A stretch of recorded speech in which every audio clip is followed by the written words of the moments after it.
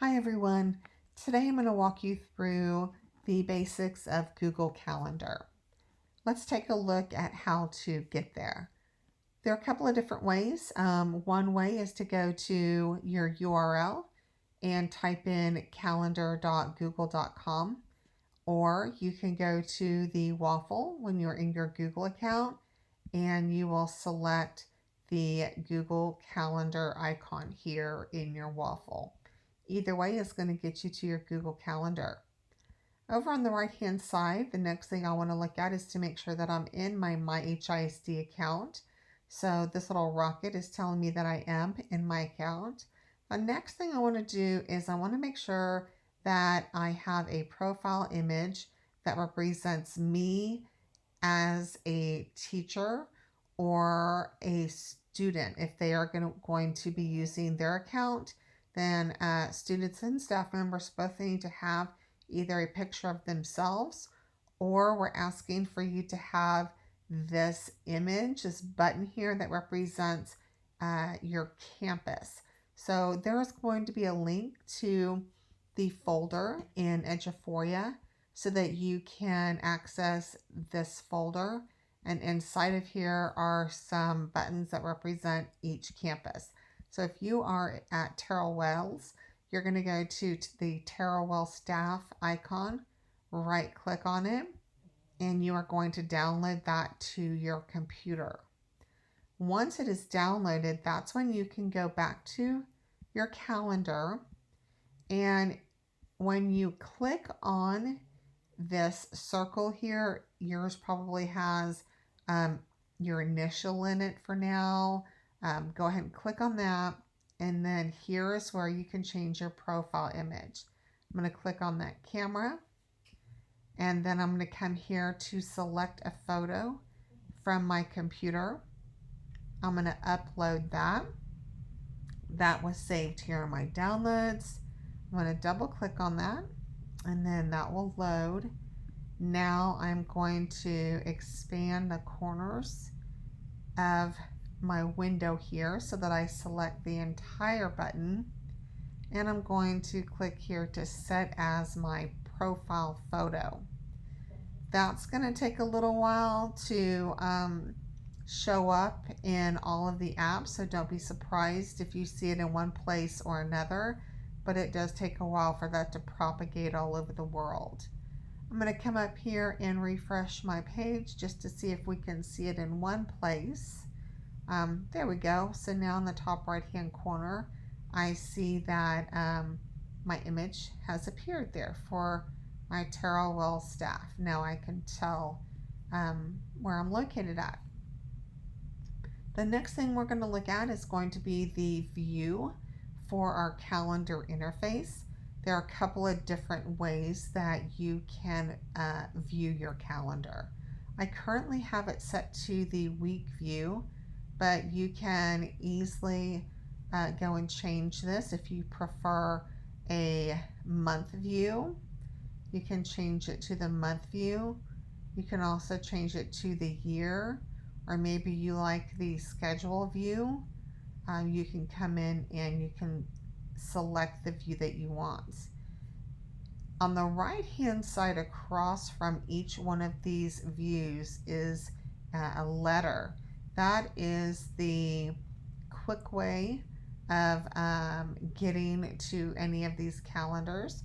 So if I wanted to get to the day view and I'm in calendar, I can click on the D here, and it's going to take me to the day view. If I click on the W, it is going to take me to the week view. So there are a couple of different ways that you can view your calendar. The other thing that you might want to do is maybe you don't want to show the weekends and you only want to show the weekdays. That's completely up to you. You also have the choice of, do I want to show events that I have declined? So if I got an invitation to go to a webinar, say this webinar right here, and in here I said, no, I cannot attend. Do I still want it to show up there just in case maybe my other meeting gets changed and then I am able to hop onto that webinar. So you're going to make the decision whether you want to show declined events. Next, we're going to take a look at the general overall settings for your Google Calendar. Each calendar has settings that you're going to decide on. There are general settings and then there are calendar specific settings. So in the general settings over here on the left, on language and region, which you'll notice when I click over here on the left, it automatically is going to change my view here.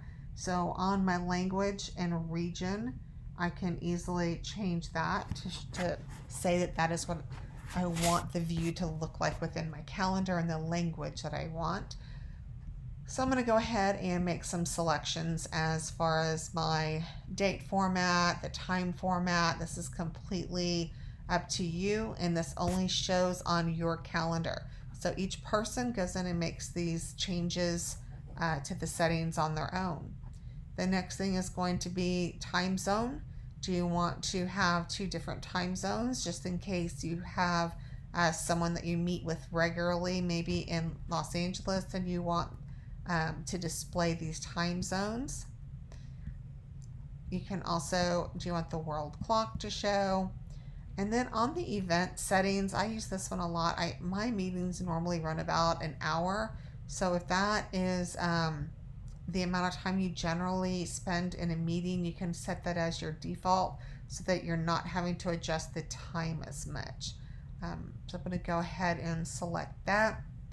And then the default guest permissions. So when we invite a guest, we want to allow them maybe certain privileges. Do we want them to be able to modify that event? Can they invite others to an event, or can they see the guest list of who else coming to that meeting? That's up to you. So you make those decisions here. You can always change them later. These are just defaults. Down below, we have view options, and again, this is going to be just for you. So when you're looking at your calendar, do you want to show weekends? And again, here are showing the declined events. So we keep going down. You're going to set these different settings how you want them. On events from Gmail. So if someone sends you an invite in your mail, do you automatically want to add that event to the calendar? And who is it going to be seen by? So the visibility, you're going to make the visibility choice there. On working hours, I can say that I'm going to work from 9 a.m. to 5, but that usually isn't the case. Usually we're here to help you whenever you need it. So I'm not going to set working hours. They're just not viable for me. Down here at the bottom, I want to enable my keyboard shortcuts. One hand, like if I want to Control V for paste or Control C for copy, those I want to enable so I can use those within my calendar. Now that I have my general settings out of the way, I'm going to come down here to settings for my individual calendars. I have a calendar called Lovox Student. That is my main calendar. Then I have birthdays, and then I have one called Parent Training.